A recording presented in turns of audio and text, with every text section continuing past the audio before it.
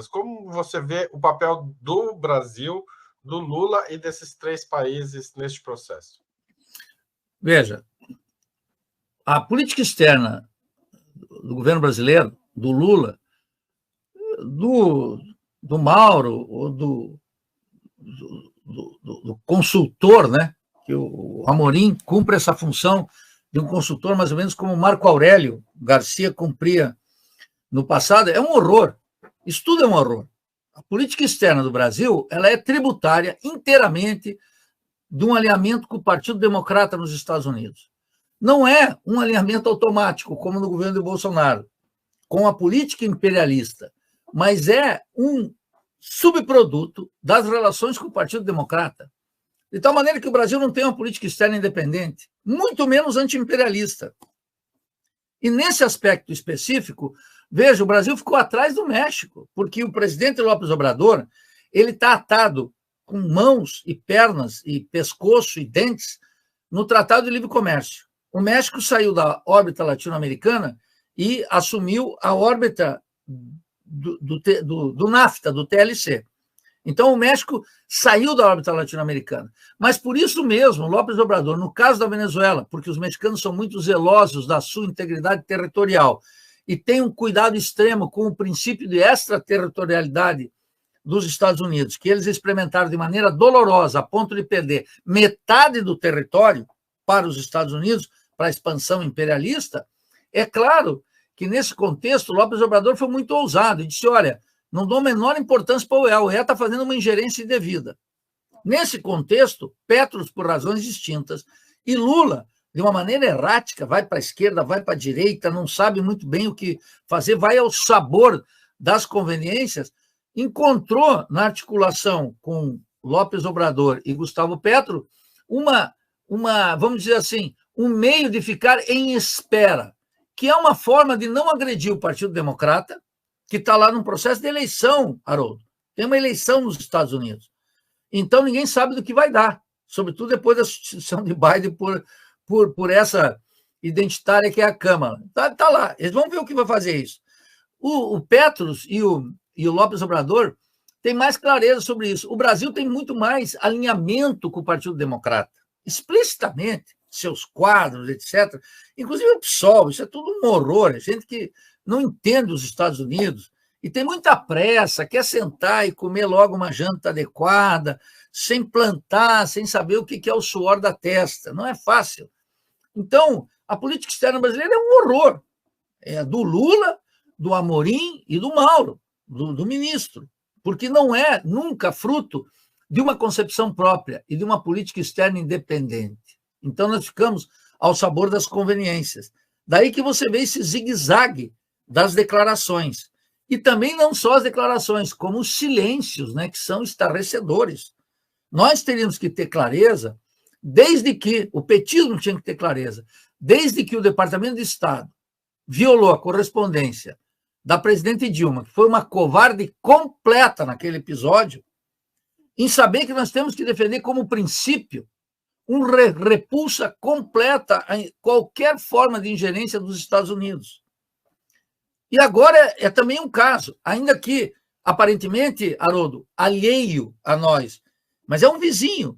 E o que dá ali, dá aqui também, nós já sabemos. E daí que a política externa brasileira em relação aos Estados Unidos, tanto com Lula, quanto com Amorim, quanto com o chanceler, o Mauro, é um horror. Ela não tem firmeza. E ela navega ao sabor da contestação da imprensa, que é sempre um horror, mas, sobretudo, ela pulsa de acordo com as mudanças dentro dos Estados Unidos.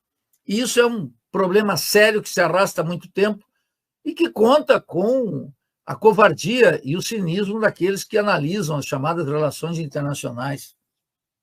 Ô, Nildo, mas eu vou fazer, assim, se o Maduro tinha que fazer essas eleições para o público interno, o que o Lula, Amorim e Mauro Vieira podiam fazer de diferente? A gente também tinha opção?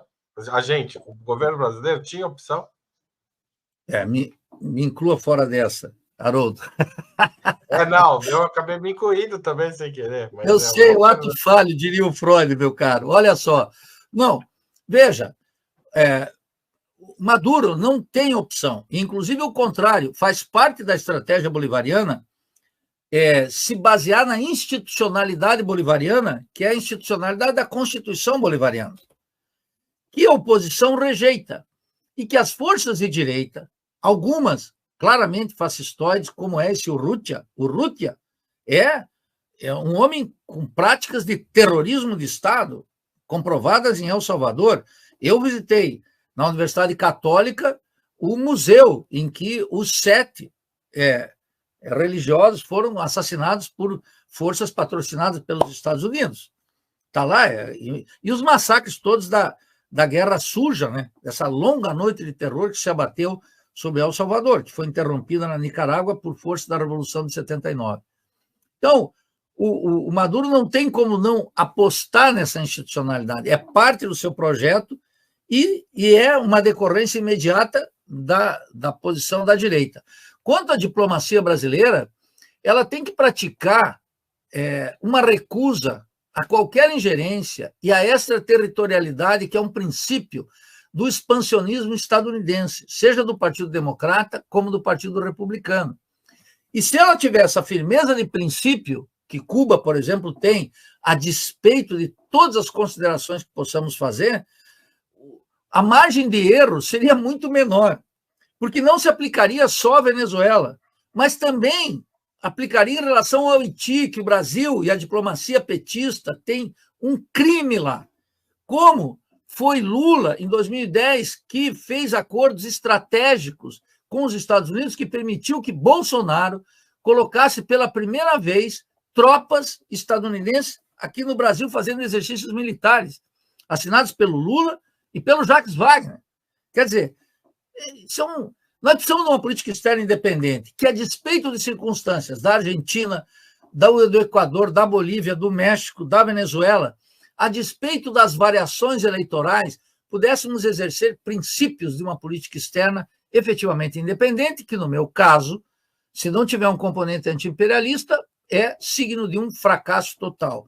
E sujeita às pressões internas, sobretudo aqui, Haroldo, dos monopólios de comunicação, da Globo e da CNN.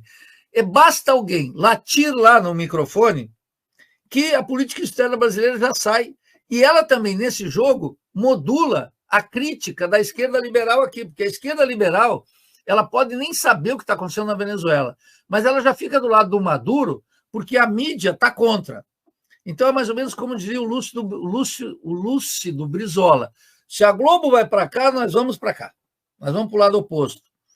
Eu entendo isso, mas o Brizola tinha recursos para fazer isso. O que nós precisamos é ter clareza. E aí, Haroldo, tem um problema sério. Tanto a diplomacia brasileira, como sobretudo os partidos políticos, os sindicatos e os raros intelectuais independentes, que não são os acadêmicos, eles estudam pouco a realidade venezuelana, assim como estudam pouco a realidade haitiana, uruguaia, paraguaia. Por isso que eu me espantei aqui com alguém falando em Rodney Arismendi.